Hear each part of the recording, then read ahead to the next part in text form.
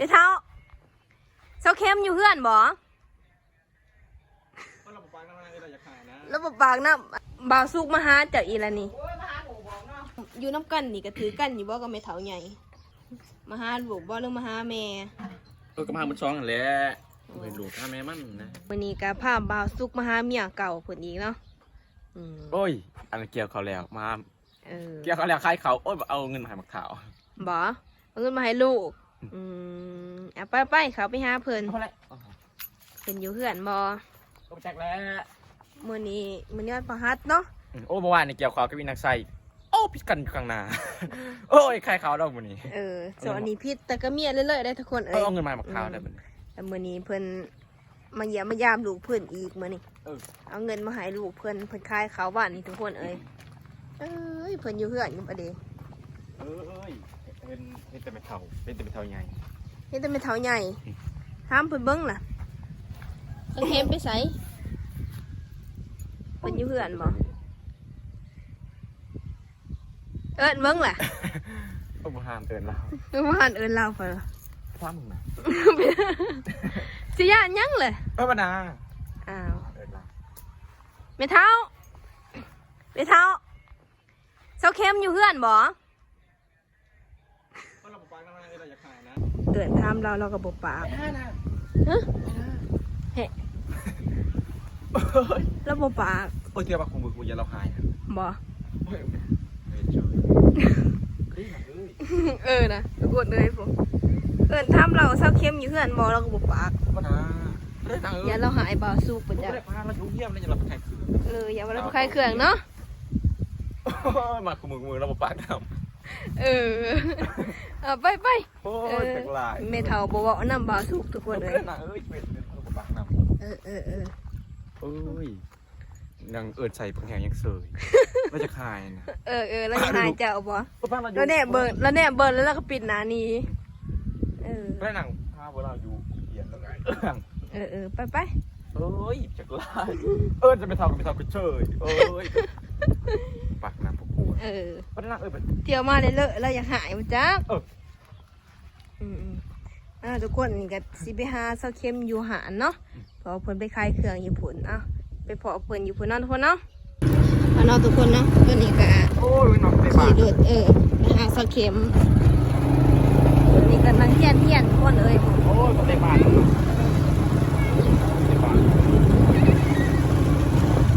เทียนร้ายดีเลยทุกคนโอ้ก็ได้ไปเลยโอ้งานเต็มหมดเลยนะหาเซาเข้มมาขายเครื่องอยู่หาน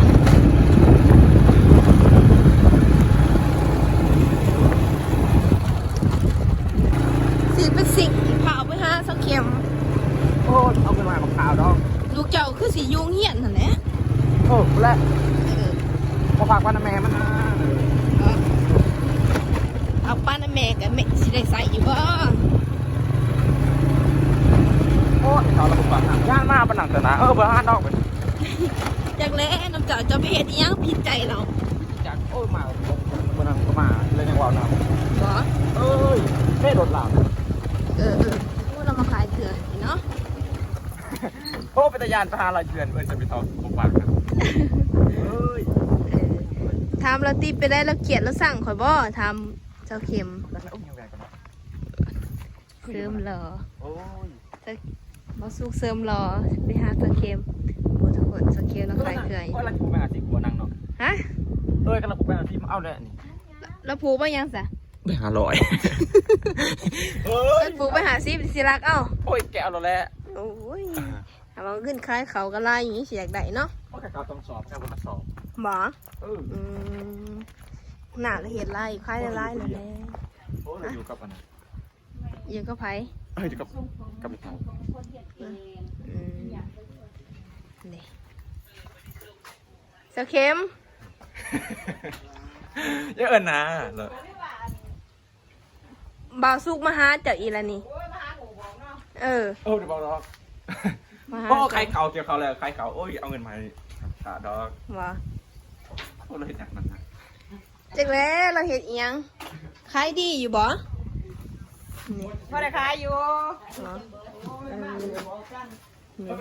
คล้ายๆขนมข้าวต้มทุกคนเลยว้ายขายดีเนาะจนเบิดเด้มากกับบบอกเนาะไปหาเจ้าอยู่เฮือนได้ค่ะไปหาอยู่เฮือนถ้าเมถาอยู่เฮือน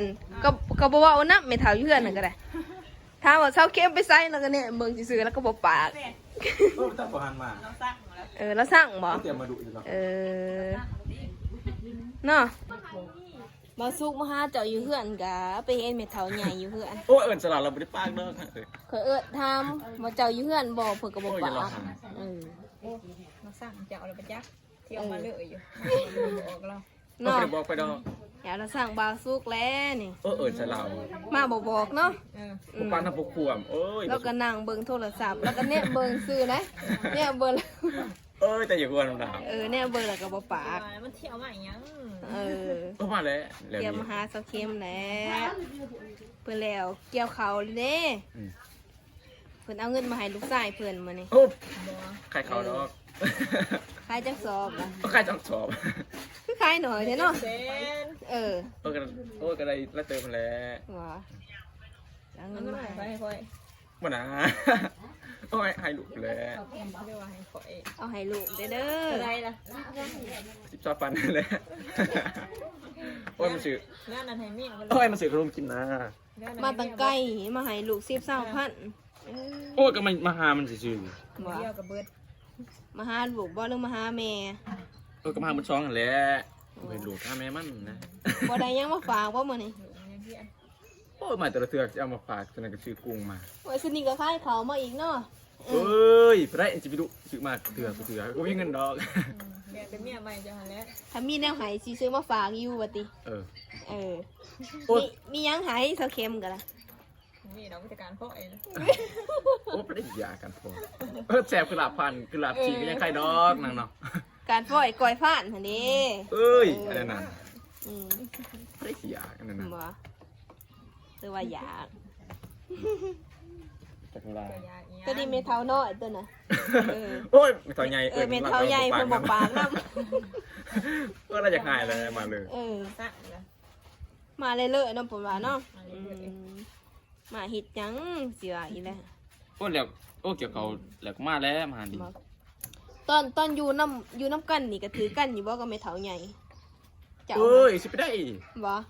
ก็ถือกันปกติดีเนาะเราเป็นหายดอกพี่เจ้าเลยหายละเฉพาะเราเป็นสั่งเนาะหายในใจดอกหายเราหรือไม่บอกเป็นไรเดี๋ยวยังหายเราเนี่ยเราให้อันนั้นเห็ดอันนี้ก็จะคายแล้วใส่เลยเคยมีเนาะนั่นได้สัตว์วันนี้เราจะซื้อดอกเก็ตแน่จะใส่ดุเราได้ยินเราเห็นสีหายค่ะอีแลนก็จะไปบอกกันหนักเลยเราเห็นเลยเราเห็นโทรศัพท์บอกกันเลยหนักคายเขาคายหนักไม่ได้แต่เขาเพิ่นหันบัตรละพ่นดอกเขาเพิ่นฮะยังบัตรแก้มืดดอกไปเที่ยวไปหาเพิ่นในเลยอยู่ซุกเบิร์ดวะเพิ่นไปคายเขาในเราคนละสอบก็มีอ่ะเพิ่นว่าใครเขาแล้วมาฮารินเมียสิบห้าอยู่วะปัญหาดอกใครปันกันคือแต่มาปีนี้นะปัญหาดอกขนาดกับบริมาแล้ว125กับจักปัญหาเป็นลอยมันนั่นก็ยังมาน้ำกันเมื่อน้ำกันสุดนั้นเป็นยังไงเป็นยังไงธรรมดาดอกเพราะเขาสิปัญหาบูดอีนางแพรมันนั่นอีนางแพรมันนั่นไปหาเพิ่นอยู่น่ะพิษกันเลยได้น่ะ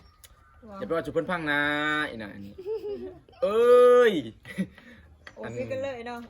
พิษกันคือตัวถือกินเมียอยู่ว้าวจิตเดย์เศร้านาหนังนี่นายนี่เป็นไว้ว่าเปิดโป่ง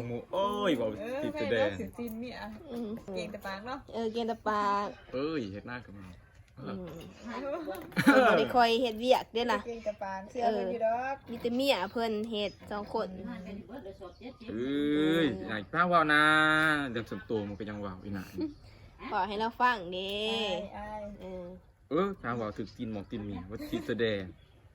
อีนายแหละใช้ระยะมือนะเฮ็ดสันได้เนาะบ่แม่นบ่สันเนาะทางว่าวติดแดงเขาเข้มได้แหละแล้วบ่เขาน้ำ ยังมันสุกอัน มันตาละสู้คือกันบ่ มันสุกพร้อมกัน สู้พร้อมกันเนาะ แม่น บ่าวสุกว่าสิไปเกี่ยวซอยอยู่บ่ บ่งเวียกเบิ่งงานหมดแล้ เอา ว กันเองหั่นเด้ เขาตัวเองก็ทันแล้ว บ่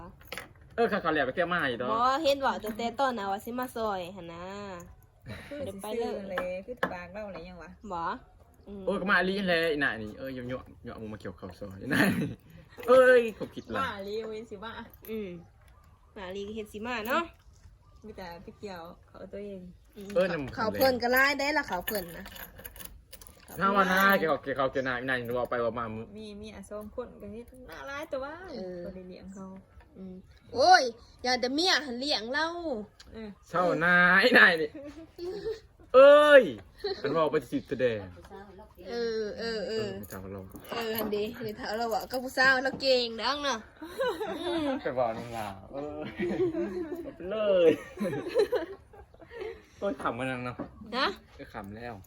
คำกับผาไปซ้ายหรือว่าทาลูกเลิกเที่ยง เที่ยงอะไรเย็นในหน้าในมือ มันจะได้กับพอมันตอนได้อันนี้ ไปเฮียนแต่ว่าเนาะ เที่ยงถ้ากระซาม เอาเงินมาให้ลูกจักพันนะ ให้ร่างกองมันนะ ให้ร่างกล่องหัว มาทำไหนหน้านี่มันจะกูมือเรื่องส่วนตัวมันคือ ไหนโบราณแล้วไหนล่างก็ ระยันสะเข้มได้ใส่น้ำมันจ้า ปนน้ำร้อนนะเอ็นนะ ใส่น้ำขอกระหาอยู่ เราขายเครื่องยังไงได้เลย ใส่แล้วเรา ใส่เสือ เราขายกองละอย่างนั้นขายเราละ ส่วนนี้ก็อากาศหนาวเลยเนาะ หนาวแล้ว กะหน้าแล้วอีไหนนี่ได้แล้วบนหน้าดอกอีไหนนี่ เจ้าอันแล้วบ่หนาวเจ้ามีเมีย2 คนบ่เนาะ ออกทางออกแนว คอยแล้วมิเตะก่อนกับลูก ว่าน้ำลายนักตุภูมิยังนอน หรือว่าให้บ่สุกบ่มากอด ไปว่านะอีไหนนี่แล้วเราก็หายมันนาให้เราอยู่กับเมียเราเป็นเมียสินาว เป็นทิพย์ตัวเดย์ บ่สุกแล้วว่าแต่ปากมาเราพร้อมเสมอเด้อน่ะไปว่าน้ำลายนายนึกว่าเป็นมาก่อนเต็มหมู่นะ ว่าจะบอกดอกอยู่ใกล้บ่ได้ก็ฝากเอามาแล้วส่วนนี้ก็เดือน12แล้วเนาะล่มหัวล่มก็ออกแล้วบ่สุกแห่งคักแล้วบ่ได้อาบน้ำแล้วน้ำหนาวจังสิ โอ้คือสิเนาะ อีนายเนี่ยเป็นสิบตัวแดง กุ้ยเหรออะไรกุ้ยอะไรเนี่ยบ่ห้ามไปอ่าน เห็นเมียเราว่าโอ้ย อีนายนี่ ขนาดอาการหันเหาะยัง2-3 มื้ออาบเทื่อหนึ่งเมียเราวะ อย่าเบานะอีนายนี่ บกเนาะ อีนายเนี่ยว่าเป็นนายนี่ว่าเป็นหมอว่าหมู ตอนอยู่กับเจ้าก็แนวนี้อยู่บ่ จมเลยนะ บ่ จมเลยอีนายนี่ว่าเป็นกันนะ ไผสะเข้มหบ่สะเข้มจมเป็น ยอดเลยอีนายนี่ อันนี้ก็พอได้จมก็จมแล้วก็อยากให้เจ้าดีหั่นแหละ วันอื่นก็บ่าวอีนายนี่ ทับความจริงบ่ได้ ทำความจริงบ่ได้พวกหายละบินล้างใส่ละ ว่าหมูเป็น เอาละเมื่อซะเอาละเมื่อซะเอาละเมื่อซะ หนาวจังสิเห็นห่วยไปทิดผู้จักอาบซะหนึ่ง แล้วมันสินาว ว่าหมู หัว